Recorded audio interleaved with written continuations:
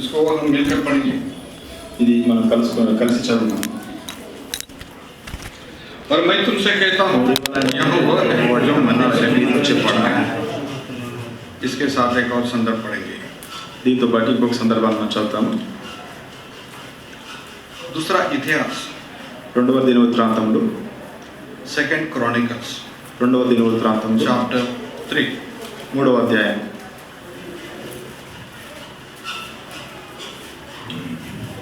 Verse 7। 7వ వచనం. इसको भी हम मिलकर पढ़ेंगे। ఇది కూడా మనం అందరం కలిసి చదువుతాం.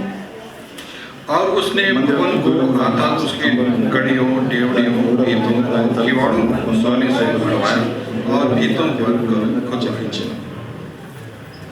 इसी में 14 वचन भी पढ़ेंगे। దీంట్లోనే 14వ వచనం కూడా చదువుతాం. फिर उसने बीच वाले पर्दे नीले, बैंगनी और लाल रंग के सन के कपड़े का बनवाया और వేరుని చదువుచి దాని మీద గిరిలను పుట్టించి प्रार्थना करेंगे। ప్రార్థన చేసుకున్నాం. जब प्रेम पिताजी आपके चरणों में आते हैं, आपका हम धन्यवाद देते हैं प्रभु। आपने हमें आज के दिन में आपके चरणों में प्रार्थना के लिए, इकट्ठा होने के लिए ये समय दिया। धन्यवाद देते प्रभु, कितना बड़ा सौभाग्य दिया कि हम लोग न केवल उद्धार पाने के लिए बल्कि आपके सेवकाई के लिए अलग किए गए और आपकी सेवकाई में आपने हमको रखा है। हमारी प्रार्थना है प्रभु, आपके सेवक के रूप में आपकी इच्छा पूरी करने में और आपकी महिमा करने में आप हमारी सहायता कीजिए। आपके पढ़े हुए वचनों के द्वारा आप हमको आशीष दीजिए। आपके वचन को देने के लिए, अनुवाद करने के लिए हम दोनों भाई की सहायता कीजिए। आराधना करने के लिए हम सबको तैयार कीजिए। इस प्रार्थना को प्रभु यीशु मसीह के नाम से आपके चरणों में लाते सुनो स्वीकार कीजिए। हाँ, मैं इसको थोड़ा कम कर दो भाई, थोड़ा कम कर दो इसको।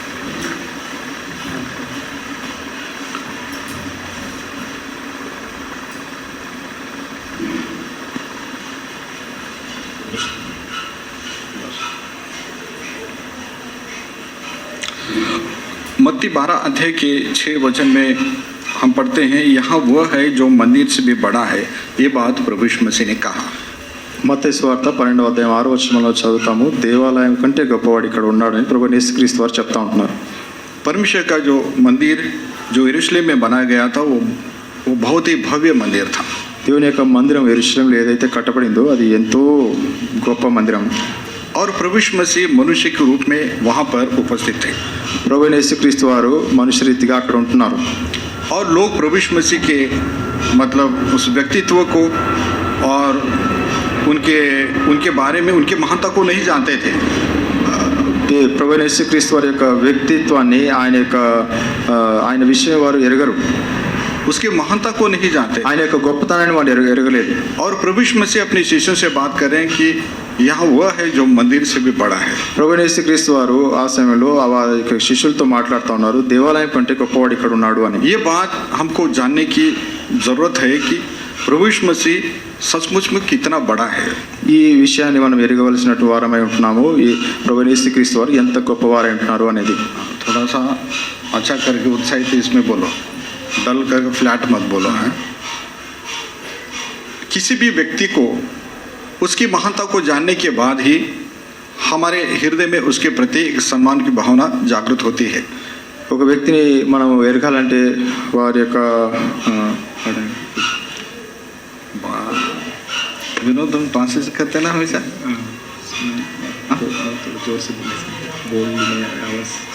उधर के साइड में खड़ा हो जाए क्या? नहीं, अच्छा उधर से प्रॉब्लम है। माइक में जोर से आने से बोल्ड आ जाता है। अच्छा, रीसाउंड आ जाएगा ना भाई। ठीक है, कोई बात नहीं। तेलुगु बोलने वाले, केवल तेलुगु जानने वाले कोई है क्या? हाँ जी, ओनली तेलुगु ब्रदर। किसी भी व्यक्ति को उसकी महानता को जानने के बाद ही हमारे मन में उसके प्रति एक आदर की भावना जागृत होती है। ఒక వ్యక్తి యొక్క గొప్పతనాన్ని మనం ఎరిగినప్పుడే ఆయన యొక్క మహిమను గురించి మనం ఎరగగలము. और यदि नहीं मालूम है तो वो व्यक्ति हमारे लिए सामान्य रहता है। ఒకవేళ మనం అది ఎరక్కుంటే ఆయన మన విషయంలో సామాన్యుడుగానే ఉంటాడు. हमारे देश के प्रेसिडेंट थे अब्दुल कलाम साहब। మన యొక్క దేశం యొక్క ప్రెసిడెంట్ ఉన్నారు अब्दुल कलाम అబ్దుల్ కలాం ఆజాద్. उनको देखे तो ఆయనను చూస్తే यदि बताइए प्रेसिडेंट है तो हमारे मन में रेस्पेक्ट हो जाएगा। ఆయన ప్రెసిడెంట్ అయితే మన యొక్క హృదయాల్లో ఆయనకు గౌరవం ఉంటుంది. मान लो यदि बाई चांस यदि अब्दुल कलाम साहब यदि बस में बैठे हुए होते और हम भी उस बस में चढ़े होते और ये हमको मालूम नहीं है ये प्रेसिडेंट है, तो हम बोलते इधर हटो हमको आगे जाना है। ఆ యొక్క అబ్దుల్ కలాం గారు ఆ యొక్క బస్సులో ఎక్కినారంటే మనం కూడా అదే బస్సులో ఎక్కినామంటే మనం ఆయనను అదే విధంగా చూసి పక్కకు జరుగు మనకి నేను ఇక్కడ వెళ్ళాలి అంటాం. और ये तो प्रेसिडेंट है बोलते हम एकदम दूर हट जाते। కానీ ఆయన ప్రెసిడెంట్ అని చూసినప్పుడు మనం కొంచెం దూరం వెళ్తాం, పక్కకి వెళ్తాం. मतलब ये है कि यदि उसकी महानता के बारे में मालूम चलता तो हमारे मन में एक प्रकार के एक सम्मान का भय हमारे अंदर आता है। ఆయన యొక్క గొప్పతనాన్ని మన హృదయంలో మనం ఎరిగినప్పుడు ఆయన విషయమై మన హృదయం మన యొక్క జీవితంలో ఒక భయము, ఒక గౌరవం అనేది వస్తుంది. यहूदी लोग परमेश्वर के मंदिर को बहुत महत्व देते थे। यहूदी लोग परमेश्वर के मंदिर को बहुत महत्व देते थे। యూదులు దేవుని యొక్క మందిరానికి ఎంతో గొప్పతనాన్ని గొప్పగా చూసేవారు. लेकिन प्रभु यीशु मसीह उस मंदिर से भी बड़ा है, उससे भी महान है वो।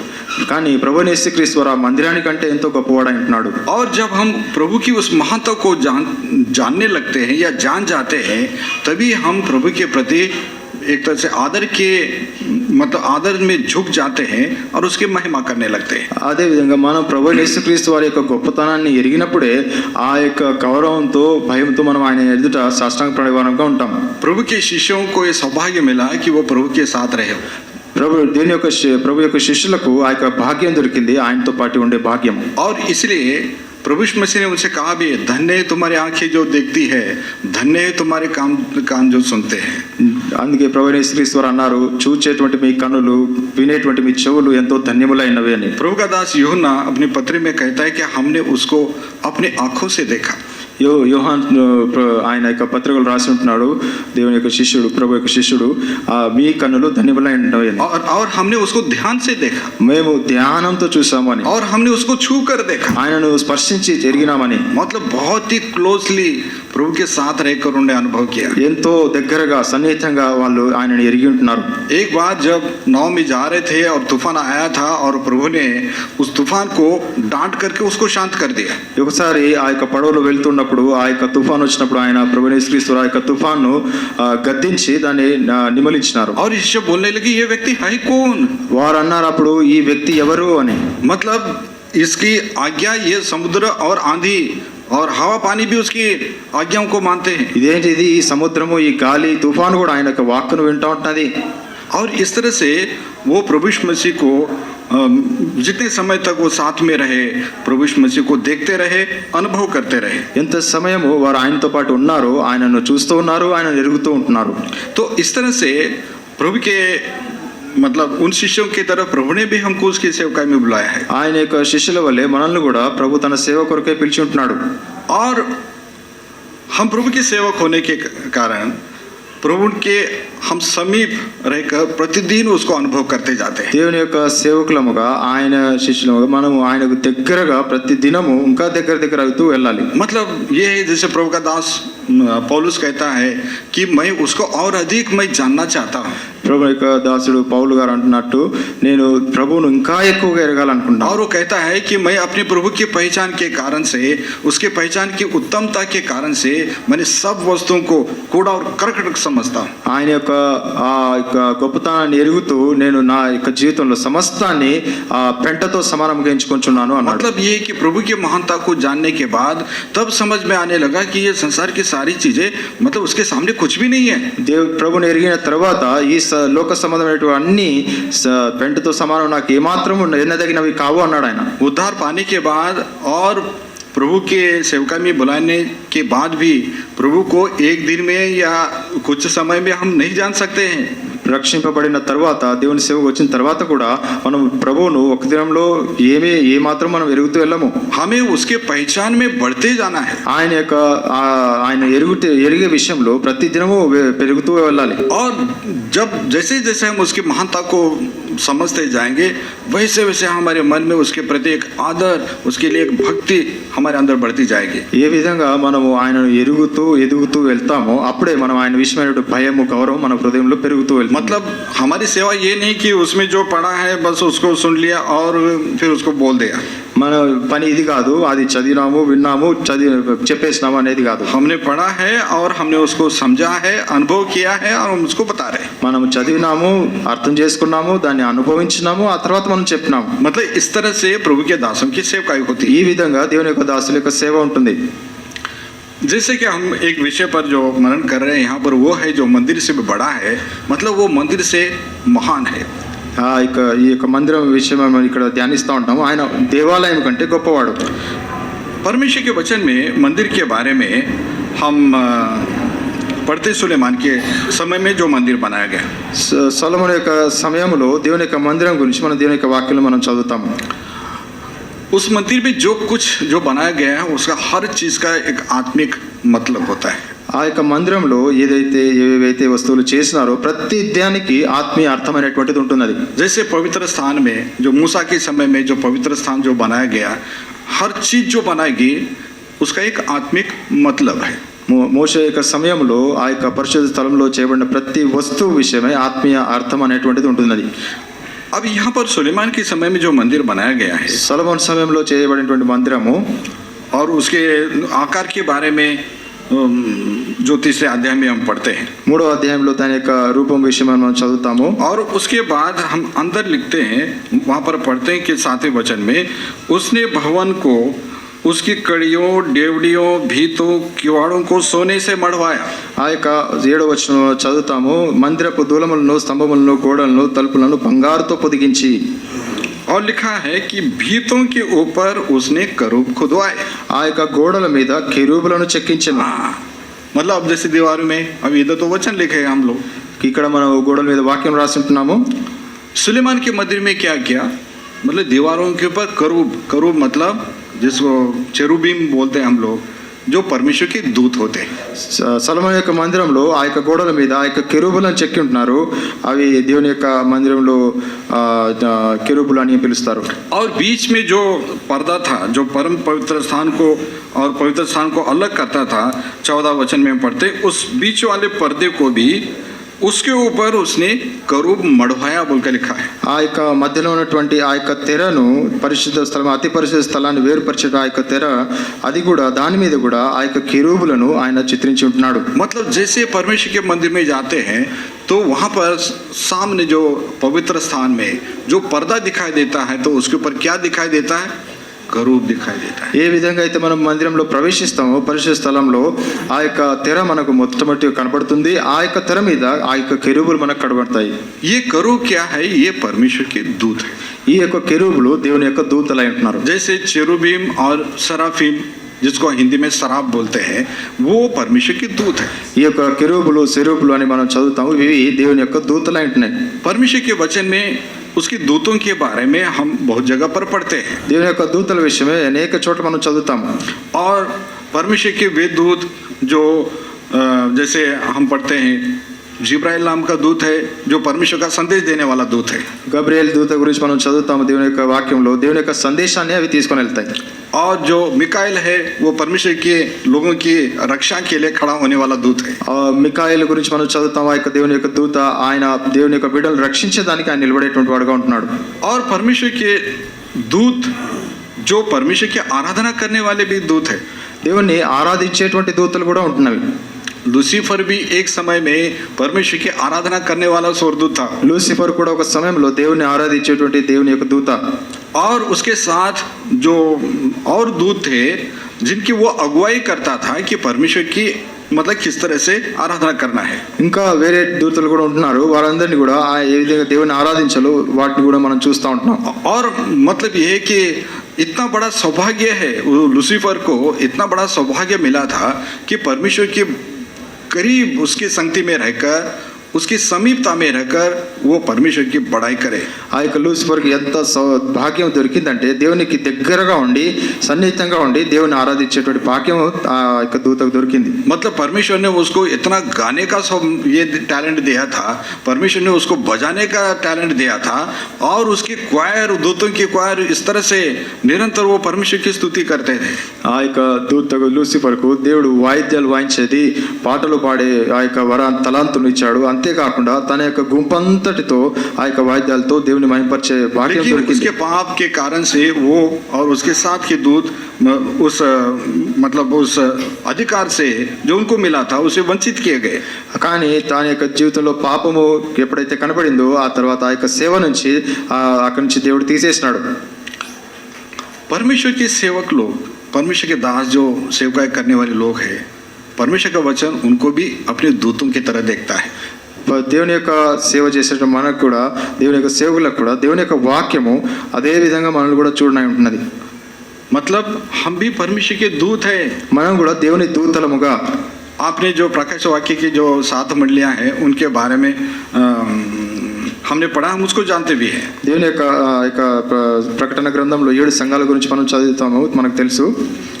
और वो जो 7 जो दूत है वो कलीसियाओं के वो है, कलीसियाओं को चलाने वाले, अगुवाई करने वाले दूत है वो. ఆ యొక్క 7 దూతలు 7 సంఘపు సంఘాన్ని నడిపించేటటువంటి వారు.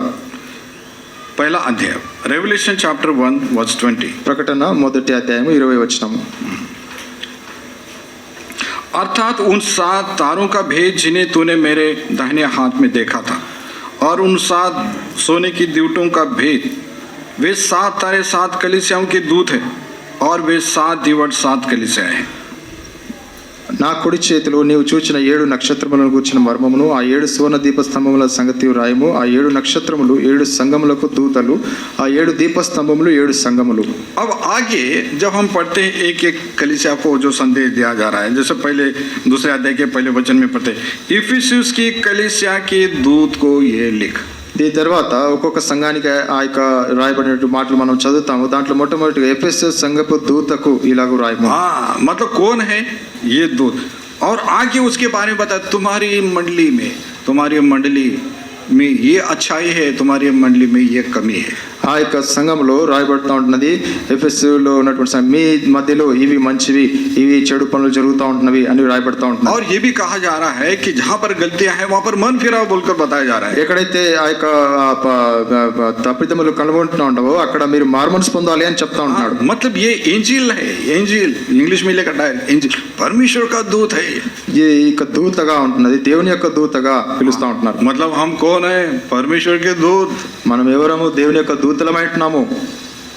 अब ये परमेश्वर के दूत मतलब परमेश्वर के बहुत निकट रहने वाले ये क्रीचर्स है.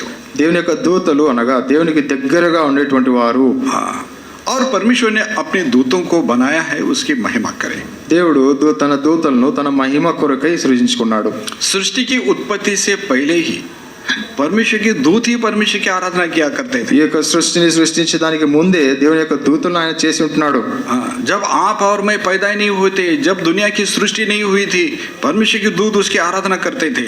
నీవు నేను పుట్టక ముందే, ఈ యొక్క సృష్టిని దేవుడు చేయక ముందే దేవుని యొక్క దూతలు ఆయన ఆరాధించేటువంటి వారుగా ఉంటున్నారు. अय्यूब की पुस्तक में पढ़ते, जब परमेश्वर इस सृष्टि की रचना कर रहा था तो उस समय परमेश्वर के दूत परमेश्वर की स्तुति कर रहे थे बोल के लिखा हुआ है. దేవుని యొక్క దూతలు దేవుని స్తుతిస్తూ ఉంటున్నారు మనల్ని చేయక ముందే అని అయ్యోబు గ్రంథంలో మనం చదువుతాము. अय्यूब की पुस्तक, యోబు గ్రంథము, अय्यूब की पुस्तक उसका 38 अध्याय है. యోబు గ్రంథము 38వ అధ్యాయం. और उसमें 6 वचन 7 वचन 6-7 వచనాలు. उसकी नेव कौन सी वस्तु पर रखी गई, वह किसने उसके कोने का पत्थर बिठाया, जबकि भोर के तारे एक संग आनंद से गाते थे और परमेश्वर के सब पुत्र जयजयकार करते थे. దాని మీద పరిమాణపు కొల వేసిన వాడు ఎవడో చెప్పము. దాని స్తంభముల పాదులు దేనితో కట్టబడినవో చెప్పము. ఉదయ నక్షత్రములు ఏకముగా కూడి పాడినప్పుడు దేవదూతలందరూ ఆనందించి జయధ్వనులు చేసినప్పుడు దాన్ని మూలరాతిని వేసిన వాడు ఎవడు? देखिए, मतलब ऐसा लगता है जब परमेश्वर जब ये सृष्टि की रचना कर रहा था तो ये परमेश्वर के दूत वो देख रहे थे कि परमेश्वर के कहने से क्या कुछ हो रहा है. దేవుడి యొక్క దూతలు ఆ యొక్క దేవుడు ఈ యొక్క సృష్టిని చేసేటప్పుడు ఆయన చెప్తూ ఉండగా సృష్టి జరుగుతూ ఉన్నది ఆనందిస్తూ ఉంటారు చూసి. और ये सब परमेश्वर की दूत क्या कर रहे थे? उस समय परमेश्वर का जय जयकार कर रहे थे. ఆ యొక్క సంతోషంలో ఆ యొక్క దూతలందరూ జయధ్వనులు చేస్తూ ఉంటున్నారు. मतलब खुशी के मारे परमेश्वर मतलब कुछ तो बहुत ही अद्भुत कर रहा है. ఆనందంతో దేవుడు చేసే అద్భుతాన్ని వాళ్ళు చూస్తూ ఉంటున్నారు. जब परमेश्वर का ज्योति हो तो एकदम अंधकार में ज्योति चमकने लग गई. దేవుడు ఆ యొక్క వెలుగు కలుగునుగా కాంటని అంధకారంలోంచి వెలుగు వచ్చింది. और इस तरह से मतलब एक तरह से परमेश्वर के दूत एक बहुत बड़ा क्वायर जिसकी गिनती नहीं है वो गाते जा रहे हैं, परमेश्वर की प्रशंसा करते जा रहे हैं और परमेश्वर वहां पर सृष्टि की రచన कर रहा है. దేవుడు ఆ యొక్క సృష్టిని చేస్తూ ఉంటున్నాడు. అక్కడ ఎంచలేనటువంటి దూతలు ఆ యొక్క జయధ్వనులు పాడుతూ పాడుతూ దేవుని స్తుతిస్తూ ఉంటున్నారు. अब आगे चलकर परमेश्वर ने जब मिट्टी से मनुष्य की सृष्टि की और उस मनुष्य को ठहराया कि वो भी परमेश्वर की आराधना करे. దాని తర్వాత దేవుడు మంటితో మానవుని చేసినప్పుడు అప్పుడు కూడా దేవుని వాళ్ళు ఆరాధిస్తూ ఉంటున్నారు. और हम पढ़ते हैं कि मनुष्य के पतन के कारण, पाप के कारण से मनुष्य परमेश्वर के महिमा से दूर हो गया. కానీ మనం చదువుతూ ఉంటున్నాము దేవుడు మనుషుడు పడిపోవడాన్ని బట్టి దేవుడి నుంచి దూరం అయిపోయినాడు. और हम आगे चलकर इस्राएलियों के बारे में पढ़ते हैं. जब परमेश्वर ने एक जाति को चुन लिया और उनको चुन लेने के बाद और उनके ऊपर अपने आप को प्रकट किया. దేవుడు ఆ తర్వాత ఒక జాతిని ఇజ్రాయెల్ వారిని ఎన్నుకున్నాడు. వాళ్ళు ఎన్నుకున్న తర్వాత ఆయన తాను ప్రత్యక్షపరచుకున్నాడు. हम पढ़ते इस्राएलियों के बारे में जब गुलामी से छुटकारा पाए और जब वो सिनाई पर्वत के पास आए तो परमेश्वर अपनी महिमा सहित उस पर्वत के ऊपर उतरा बोल के लिखा है. ఆ యొక్క ఐగుప్తు దేశంలో వాడు విడుదల పొందినప్పుడు ఇజ్రాయేలీలు ఆ యొక్క సినాయి కొండ దగ్గరికి వచ్చినప్పుడు దేవుడు ఆ యొక్క కొండ మీదకి ఆయన మహిమతో దిగి వచ్చి ఉంటున్నాడు. और जब लोगों ने देखा कि उस पर्वत को एक तरह से आग ने उसको लपेट लिया है. ఆ యొక్క ప్రజలు చూస్తూ ఉంటున్నారు ఆ యొక్క అగ్ని ఆ యొక్క కొండను మొత్తం ఆవరించింది. और जब बिजलियां चमकने लग गई, ఆ యొక్క మెరుపులు ఉరుములు వచ్చినప్పుడు और नरसिंह का शब्द जो सुनाई देने लग गया, ఆ యొక్క గొప్ప వాద్యముల శబ్దం వచ్చినప్పుడు और इस्राएल लोग उस आवाज को नहीं सुन सके. ఆ యొక్క ఇజ్రాయేలీలు ఆ శబ్దాన్ని వినలేకపోయినారు. और वो मूसा से कहते हैं कि परमेश्वर हमसे बात नहीं करे नहीं तो हम मर जाएंगे हम लोग. అప్పుడు ఆ యొక్క ఇశ్రాయేలు మోసేతో అన్నారు దేవుడు మాతో మాట్లాడితే మేము చనిపోతాము, మాతో మాట్లాడకూడదు అంటున్నారు. तो इस तरह से इस्राएल लोगों ने अपनी आंखों से परमेश्वर की महिमा को देखा लेकिन पूर्ण रीति से नहीं देख सके, एक झलक मात्र देखे. ఆ విధంగా ఇశ్రాయేలీలు ఆ యొక్క దేవుని యొక్క మహిమను కొంత మాత్రం ఆ విధంగా చూసినారు కానీ సంపూర్ణంగా వాళ్ళైతే చూడలేదు. इतना पवित्र परमेश्वर है, उसको उसके तेजस्वी रूप को हम सही नहीं सकते. ఆ యొక్క దేవుడు ఎంత పరిశుద్ధమైనటువంటి దేవుడు అంటే ఆయన యొక్క ఆ యొక్క గొప్ప వెలుగుతో కూడినటువంటి ఆ యొక్క స్వరూపాన్ని మనం చూడలేము. जब पौल ने जब वो पुराने नाम से जाना जाता था, जब प्रभु की ज्योति को उसने देखा उसकी आंखें अंधी हो गई. ఆ యొక్క పౌలు ఆ యొక్క పాత పేరుతో పిలువబడేటప్పుడు ఆ యొక్క వెలుగును చూసినప్పుడు ఆయన యొక్క కన్నులు గుడ్డివాడుగా అయిపోయినాడు. मूर्खता का सवाल करते परमेश्वर है क्या, किसी ने देखा है क्या बोलते. ఆ యొక్క మూర్ఖుని వలే దేవుడు ఉన్నాడా, దేవుని చూసినారా ఎవరైనా అనేటువంటి వారు. तुम परमेश्वर को देखो तुम भस्म हो जाओगे. तुम దేవుని చూస్తే నువ్వు భస్మం అయిపోతావు. जिन्होंने देखने की चेष्टा की है उनका क्या हाल हुआ परमेश्वर के वचन में से हम देख सकते हैं. ఎవరైతే చూడాలని ప్రయత్నించారో వారి యొక్క జీవితాలు ఏ విధంగా అయినా మనం చూస్తూ ఉంటాం. परमेश्वर का दूतों का दर्शन पाकर भी लोग बोलते थे हम मर जाएंगे बोल के.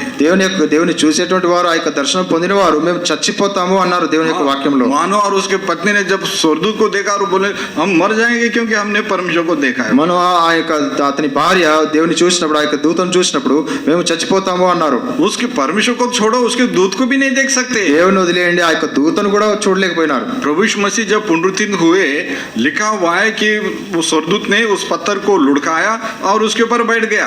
ఆ యొక్క ప్రభువైన యేసుక్రీస్తు వారు తిరిగి లేచినప్పుడు ఆ యొక్క దేవదూతలు ఆ యొక్క రాయిని తొరలించి దాని మీద కూర్చున్నారు. और लिखा है जो पहरे हुए वहां पर पहरा दे रहे थे, वो लिखा है कि वो बेहोश हो गए वो लोग। ఆ యొక్క వారు ఎవరైతే అక్కడ దాన్ని కాపలా కాచేటప్పుడు వారు చూసి మూర్ఛిల్లిపోయినారు. अरे तुम स्वर्गदूत को नहीं देख सकते, परमेश्वर को कहां से देख? నువ్వు దేవుని దూతనే చూడలేనటువంటి దేవుని ఎక్కడి నుంచి చూస్తావు? लेकिन परमेश्वर के दूत परमेश्वर के समीप रहते हैं, కానీ దేవుని యొక్క దూతలు దేవునికి దగ్గరగా ఉంటాయి. और ये परमेश्वर के दूत है, परमेश्वर की आराधना करते हैं। ఈ యొక్క దేవుని యొక్క దూతలు దేవుని ఆరాధించేవాడుగా ఉన్నారు. प्रकाश वाक्य की पुस्तक में हम पढ़ते हैं, ప్రకటన గ్రంథంలో మనం చదువుతాము. रेवलेशन ప్రకటన चैप्टर 5, 5వ అధ్యాయము. रेवलेशन चैप्टर 5, ప్రకటన 5వ అధ్యాయము. उसमें हम पढ़ते हैं దీంట్లో మనం చదువుతాము 14 वचन, 14వ వచనము, 11 वचन। 11వ వచనము. और जब मैंने देखा तो उस सिंहासन और प्राणियों और उन प्राचीनों की चारों ओर बहुत से स्वर्गदूतों का शब्द सुना, जिनकी गिनती लाखों और करोड़ों की थी, और वे ऊंचे शब्द से कहते थे, वध किया हुआ मेमना ही सामर्थ, धन और ज्ञान और शक्ति और आदर और महिमा और धन्यवाद की योग्य है। మరియు నేను చూడగా సింహాసనమును జీవులను పెద్దలను ఆవరించిన అనేక దూతల స్వరం వినపడెను. వారి లెక్క కోట్ల కొలదిగా ఉండెను. వారు వధింపబడిన గొర్రెపిల్ల శక్తియు ఐశ్వర్యమును జ్ఞానమును బలమును ఘనతయు మహిమయు స్తోత్రమును పొంద అర్హుడని గొప్ప స్వరముతో చెప్పుచుండిరి. ये परमेश्वर के दूत जिनकी गिनती लाखों करोड़ों की है, ఈ యొక్క దేవుని యొక్క దూతల యొక్క ఆ యొక్క సంఖ్య కోట్ల కొలదిగా ఉండెను. और वे लोग प्रभु की आराधना कर रहे हैं। వాళ్ళు దేవుని ఆరాధించే వారుగా वध ఉన్నారు. किया हुआ मेमना ही सामर्थ, धन और आदर शक्ति की योग्य है, महिमा की గొర్రెపిల్లయే శక్తి ఐశ్వర్యం మహిమను జ్ఞానమును బలమును పొందనర్హుడు అని వాళ్ళు స్తుతిస్తూ ఉంటున్నారు. वध किया हुआ मेमना महिमा की योग्य है। వధింపబడిన గొర్రెపిల్ల ఆ యొక్క మహిమకు పాత్రులు. असल वो मेमना किसके लिए बलिदान हुआ है? ఆ యొక్క గొర్రెపిల్ల ఎందుకై బలి అయింటున్నది? किसके लिए बलिदान हुआ है? ఎవరి కొరకు బలి అయింటున్నది? हमारे लिए बलिदान हुआ है। మన కొరకే బలి అయింటున్నది. और आराधना कौन कर रहे हैं? దేవుని ఆరాధించేది ఎవరు? ఇప్పుడు वो परमेश्वर के दूत कर रहे हैं। దేవుని యొక్క దూతలు ఆరాధిస్తా उस ఉంటారు. मेमने ने उस पवित्र दूतों के लिए तो जान नहीं दिया ना। ఆ యొక్క గొర్రెపిల్ల ఆ యొక్క దూతల కొరకు ప్రారంభం పెట్టలేదు కదా. वो तो पवित्र दूत है। ఆ యొక్క దూతలు పవిత్రమైనటువంటి వారు. उन्होंने पाप को देखा नहीं है, వాళ్ళు పాపాన్ని చూడలేదు. वो पाप को जानते नहीं है, ఓ పాపకు అది పాపాన్ని వెరగరు. परमेश्वर के समीप रहते हैं, దేవుని దగ్గరగా ఉండేటువంటి వారు. लेकिन उन्होंने ये जाना है कि पापी मनुष्य के लिए उस परमेश्वर ने क्या किया है। కానీ వారు ఎరిగి ఉంటున్నారు పాపి అయినటువంటి మనుషుని కొరకు దేవుని యొక్క గొర్రెపిల్ల ఏం చేసిందా అని. जब मनुष्य के लिए किए गए परमेश्वर के उस महान कार्य के लिए दूत आराधना कर रहे हैं, तो जिनके लिए वो खुद जो बलिदान हुआ है उनको कितना अधिक करना चाहिए। దేవుని యొక్క గొర్రెపిల్ల ఆ యొక్క మనుషుల కొరకు ప్రాణం పెడితేనే ఇంతగా ఆరాధిస్తా ఉంటున్నారంటే ఎవరి కొరకు అయితే ఆయన ప్రాణం పెట్టినాడో మనం ఎంతగా దేవుని ఆరాధించాలనుకుంటున్నాడు ఉండాలి. स्वर्गदूत परमेश्वर की आराधना करते हैं, దేవుని యొక్క దూతలు దేవుని ఆరాధిస్తా ఉంటారు. इसी में 7वें अध्याय में भी हम पढ़ते हैं, దీంట్లోనే 7వ అధ్యాయంలో మనం చదువుతాము. 7 अध्याय 7వ అధ్యాయము और उसमें भी 11 वचन पढ़ते हैं। 11వ వచనం మనం చదువుతాము. और सारे स्वर्गदूत उस सिंहासन और प्राचीनों और चारों प्राणियों के चारों ओर खड़े हैं। वे सिंहासन के सामने मुंह के बल गिर पड़े और परमेश्वर को दंडवत करके कहा आमीन। దేవదూతలందరూ సింహాసనం చుట్టూను పెద్దల చుట్టూను ఆ 4 జీవుల చుట్టూను నిలవబడి ఉండేరి. వారు సింహాసనం ఎదుట సాష్టాంగపడి ఆమేన్, हमारे परमेश्वर की स्तुति और महिमा और ज्ञान और धन्यवाद और आदर और सामर्थ और शक्ति युगान युग बने रहे, आमीन। యుగ యుగముల వరకు మా దేవునికి స్తోత్రములు మహిమయు జ్ఞానమును కృతజ్ఞత స్థుతియు ఘనతయు శక్తియు బలమును కలుగును గాకని చెప్పుచు దేవునికి నమస్కారం చేసిరి ఆమేన్. 11 वचन में लगता है सारे स्वर्गदूत परमेश्वर की आराधना कर रहे हैं। 11వ వచనం చూస్తే దేవదూతలందరూ ఆయన ఆరాధిస్తూ ఉంటున్నారు. जब परमेश्वर ने इस्राएलियों को चुन लिया, దేవుడు ఇజ్రాయెల్ ఎన్నుకున్నప్పుడు और बाद में हम पढ़ते हैं कि परमेश्वर ने उन 12 गोत्रों में से लेवी गोत्र को अपने लिए अलग किया। దేవుడు ఆ యొక్క 12 గోత్రాలు ఎన్నుకున్నప్పుడు వారిలో నుంచి లేవి గోత్రాన్ని ఆయన తన కొరకు ప్రత్యేకపరచుకున్నాడు. परमेश्वर की सेवा करने के लिए और परमेश्वर की महिमा करने के लिए। దేవుని యొక్క సేవ చేసే దాని కొరకై, దేవుని మహిమపరిచే దాని కొరకై. और लेवी गोत्र में भी अहरोन के घराने को अलग किया। ఆ యొక్క లేవి గోత్రంలో కూడా అహరోను యొక్క కుటుంబాన్ని ఆయన ప్రత్యేకపరచుకున్నాడు. और वो अहरोन का जो घराना है वो महायाजक बनकर परमेश्वर के मंदिर में वो परमेश्वर को मतलब महिमा के योग्य बलिदान चढ़ा। ఆ యొక్క అహరోను యొక్క కుటుంబం కూడా దేవుని యొక్క ప్రధాన యాజకులుగా అవి దేవుని యొక్క మహిమపరిచేటువంటి వారు బలి అర్పించేవారుగా వారు అయినారు. परमेश्वर की आराधना करने वाला सौभाग्य किसको मिला है? దేవుని ఆరాధించేటువంటి సౌభాగ్యత ఎవరికి దొరికింది?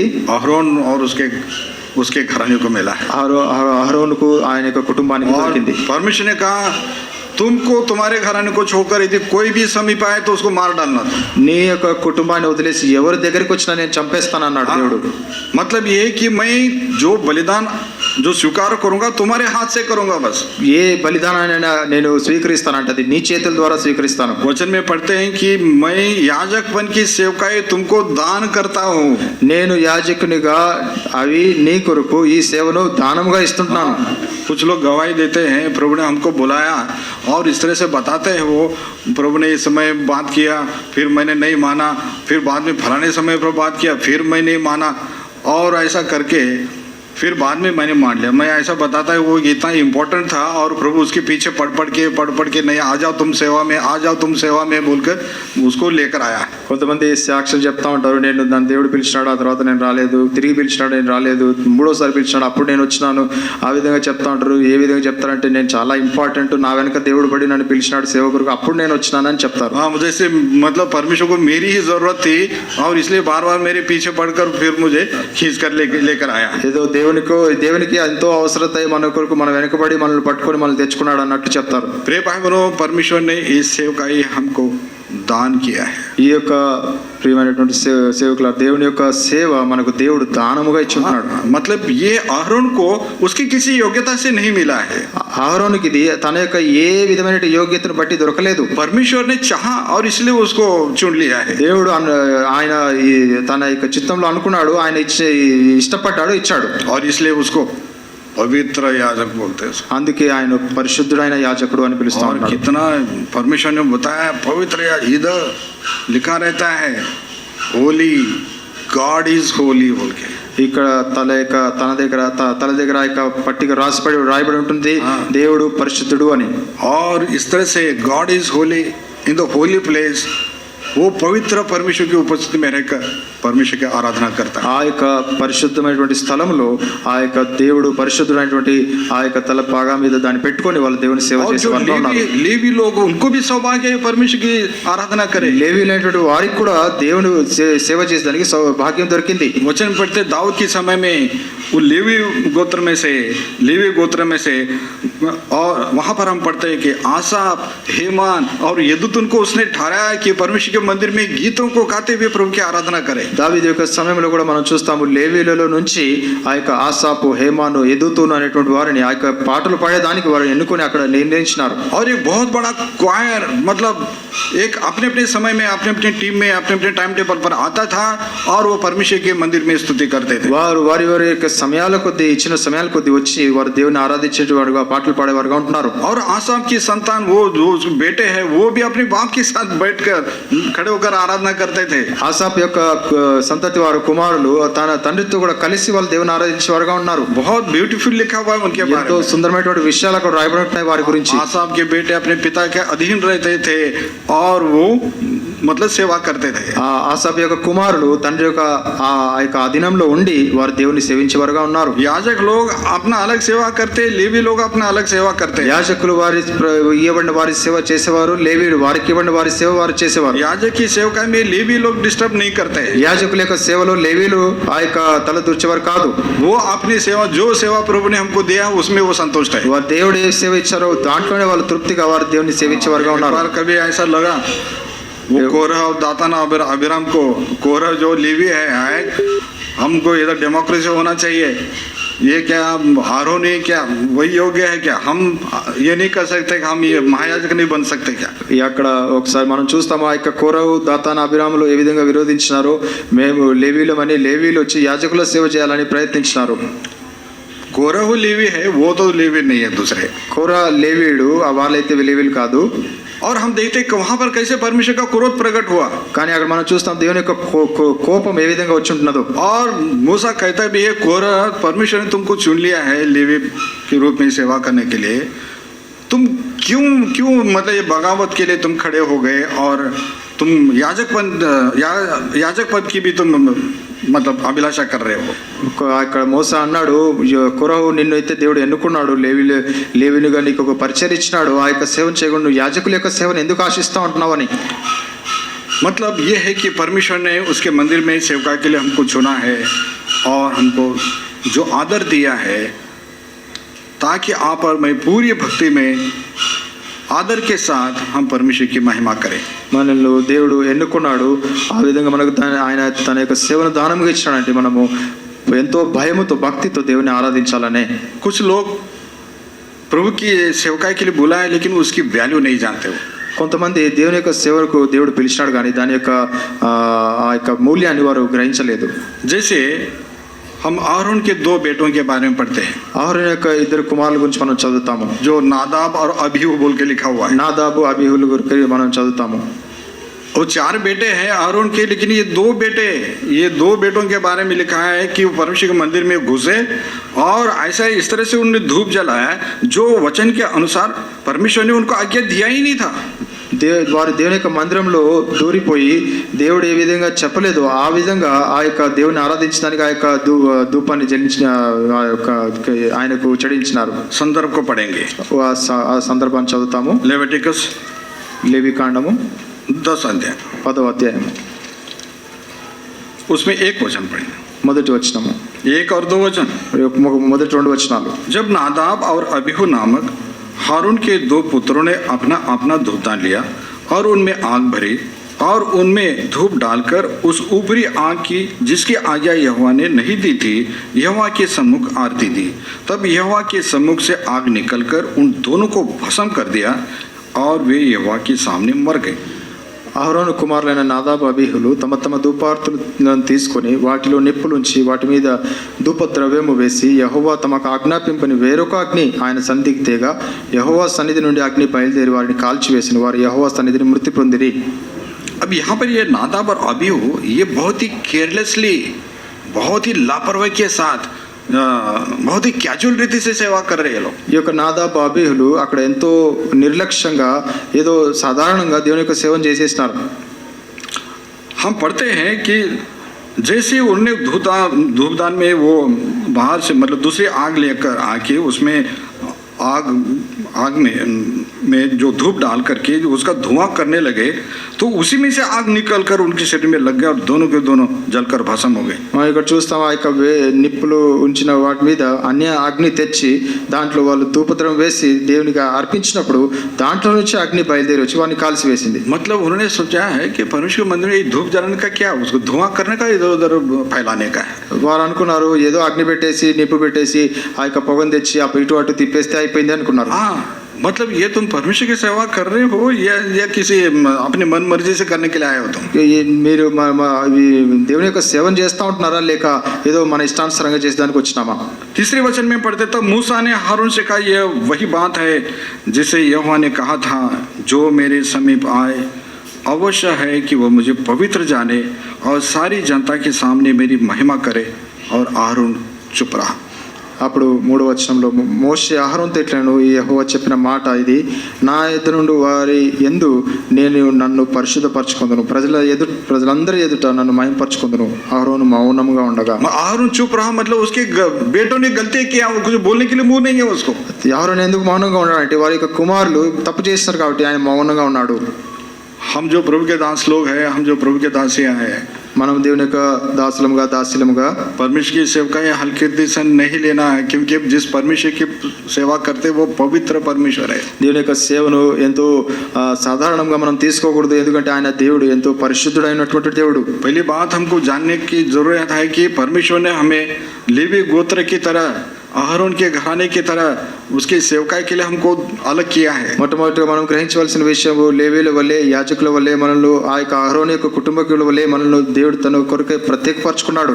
हमारी तो कोई योग्यता नहीं कि हम परमेश्वर की सेवा कर सके। మనలో ఏ విధమైనటువంటి యోగ్యత లేదు దేవుని సేవించే దాని కొరకు. जैसे उद्धार पाने के लिए उसका अनुग्रह हुआ, उसी तरह से उसकी सेवा करने के लिए भी हम पर अनुग्रह हुआ है। దేవుడు రక్షణ పొందేదానికి ఆయన యొక్క కృప మనకి ఏ విధంగా తోడైందో అదే విధంగా దేవుని సేవించే దాని కొరకు ఆయన యొక్క కృప మనకు తోడై ఉన్నది. इसलिए प्रभु का दास पौल कहता है कि हम पर ये अनुग्रह हुआ कि हम उसकी सेवा करें, इसलिए हम उसकी सेवा को हम मतलब उस अनुग्रह को हम व्यर्थ होने नहीं देते बोलते। దేవుని యొక్క కృపను బట్టి మాకు 2 Corinthians chapter 6 verse 1. 2 కొరింథీ 6వ అధ్యాయము మొదటి వచనము.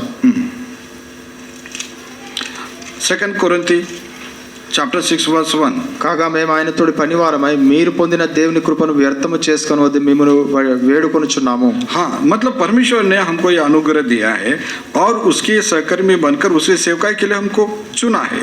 దేవుని యొక్క కృపను బట్టి మనకు దేవుడు ఈ సేవ చేసినాడు, ఆయన పనివారంగా మనల్ని చేసుకున్నాడు, దాన్ని మనం వ్యర్థం చేసుకోకూడదు. तो इस तरह से हम पढ़ते हैं कि यदि अहरोन के घराने के बारे में यदि देखें तो याजक लोगों के बारे में देखा तो वहाँ पर भी बहुत सारी कंडीशंस लिखे हुए हैं। ఆ యొక్క అహరోను యొక్క కుటుంబం గురించి యాజకుల గురించి మనం చదివితే ఎన్నో అక్కడ షరతులు రాయబడి ఉంటున్నవి. हाँ, उसमें पढ़े तो लगता है कि उसको वो शॉर्ट आदमी नहीं होना चाहिए, उसको दिखने में वो सुंदर होना चाहिए, यहाँ तक उसके शरीर में कोई खुजली भी नहीं आना चाहिए, ऐसा बहुत कुछ लिखा हुआ है। అక్కడ చూస్తే మన ఆ యొక్క రాయబడిన వాటిలో ఆ యొక్క షరతుల్లో ఆ యొక్క మనిషి పొట్టివాడిగా ఉండకూడదు, ఆ యొక్క మనిషి ఎంతో సుందరంగా ఉండాలి, అతనికి ఏమైనటువంటి జిల్లా ఏవేగా ఉండకూడదు శరీరం మీద, कोई किसी प्रकार का दोष उसमें नहीं होना चाहिए वो महायाजक के अंदर। ఆ యొక్క మనిషిలో ఎటువంటి దోషం అనేటువంటి కనరాకూడదు. लेकिन प्रभु का धन्यवाद हो कि उसकी सेवा करने के लिए प्रभु ने हमें इस तरह की कोई कंडीशन नहीं रखी। దేవునికి ఎంతో వందనాలు చెల్లించాలి, ఎందుకంటే మన కొరకు ఎటువంటి షరతులు దేవుడు ఏం పెట్టలేదు. बस उसका अनुग्रह यही हमारे कंडीशन है, ఆయన యొక్క కృప అదే మన యొక్క షరతు. और इसलिए अब वहाँ पर पुराने नियम में याजक जो सेवा करते थे, आगे चलकर प्रकाश वाक्य में आते आते परमेश्वर के उन सेवकों को परमेश्वर अपने दूत बोलकर पुकार रहा है। ఆ యొక్క యాజకులుగా దేవుడు ఎవరైతే ఎన్నుకున్నాడో అక్కడి నుంచి ప్రకటన వాక్యం వరకు మనకు వస్తే దేవుడు తన యొక్క సేవకులను దూతలుగా పిలుస్తూ ఉంటున్నాడు. ఫలానే కలీసియా కా దూత్, ఫలానే కలీసియా కా దూత్, ఆ యొక్క ఈ సంఘం యొక్క దూత, ఈ సంఘం యొక్క దూత అని పిలుస్తూ ఉంటున్నాడు. ये भुवनेश्वर में कौन सी सियोन कलीसिया क्या, ये सियोन कलीसिया का ये दूत, ये फिलिप और ये हन्ना, ये परमेश्वर के दूत है यहाँ के। ఈ యొక్క భువనేశ్వర్లో సియోను సంఘపు దూతలు అని సోదరు ఫిలిప్ సోదరి హన్నా అని పిలుస్తూ ఉంటున్నాడు. अब ये टाइटल लेने में तो अच्छा लगता है, ఈ యొక్క బిరుదును తీసుకునే దానికి ఎంతో బాగుంటుంది. लेकिन दूत बनकर हमें क्या करना है, जैसे प्रकाश वाक्य की पुस्तक में पढ़ा, उसके पवित्र उपस्थिति में बैठकर उसकी आराधना करना. నా యొక్క బిరుదులు తీసుకోవడంతో మంచిదే, కానీ ఆ యొక్క దూతగా మనము దేవుని సన్నిధిలో కూర్చొని దేవుని ఆరాధించే వారంగా ఉండాలి. प्रभु यीशु मसीह में जो अनुग्रह हम पर हुआ, प्रभु यीशु मसीह के लहू के द्वारा जो हमको पवित्रता मिली, उसकी धार्मिकता हमको मिली, जिसके कारण से आज हम परमेश्वर की स्तुति कर सकते हैं. ఆయన యొక్క రక్తం ద్వారా మనకు విమోచన దొరికింది. ఆయనను బట్టి మనకు దేవుడు అనుగ్రహించిన ఆ యొక్క సేవను బట్టి మనం దేవుణ్ణి స్తుతించాలి. और मतलब परमेश्वर के दूत है, परमेश्वर के सेवक लोग जो सेवक जितना प्रभु की आराधना को महत्व देता है, वो मंडली के लोग भी उतना महत्व देते हैं. దేవుని యొక్క దూతలుగా, దేవుని యొక్క సేవకులుగా దేవుని ఏ విధంగా దేవునికి ఏ విధంగా మనం మహత్యాన్ని ఇస్తామో ఆ విధంగా దేవుని ప్రజలు కూడా ఇస్తారు. और यदि हम ही प्रभु का आदर नहीं करें तो लोग कैसे प्रभु का आदर करेंगे? మనమే దేవుని మహిమపరచుకుంటే మరి ప్రజలు ఏ విధంగా గౌరవపరుస్తారు? इसलिए वहां पर जब नादाब और अबीम मर गए तो परमेश्वर ने कहा, जो मेरे समीप आए वो मेरा आदर करे परमेश्वर की प्रजा के सामने. నాకు దగ్గరగా వచ్చేటటువంటి వారు దేవుని నన్ను గణపరిచేవారుగా ఉండాలి అన్నాడు. और इस तरह से मतलब भय और भक्ति के साथ हम लोग प्रभु की आराधना करें. ఈ విధంగా మనం భయముతో భక్తితో దేవుని ఆరాధించే వారంగా ఉండాలి. पहली बात, परमेश्वर ने ये जो अनुग्रह हमको दिया है, परमेश्वर ने यह सौभाग्य हमको दिया है कि हम उसकी सेवका के लिए अलग किए जाएं। దేవుని మొట్టమొదటి విషయము దేవుని యొక్క కృప, దేవుని యొక్క ఆ యొక్క పనివారముగా దేవుని యొక్క సేవకు మన దేవుడు ఎన్నుకున్నాడు. और इसलिए हम उसके उस अनुग्रह की आशीष के लिए उसका धन्यवाद करें. ఆ యొక్క కృపను బట్టి మనం దేవుణ్ణి స్తుతించే వరంగా ఉండాలి. आइए इन विचारों के साथ हम प्रभु की आराधना करेंगे. ఈ తలంపులతో మనం దేవుణ్ణి ఆరాధిద్దాం.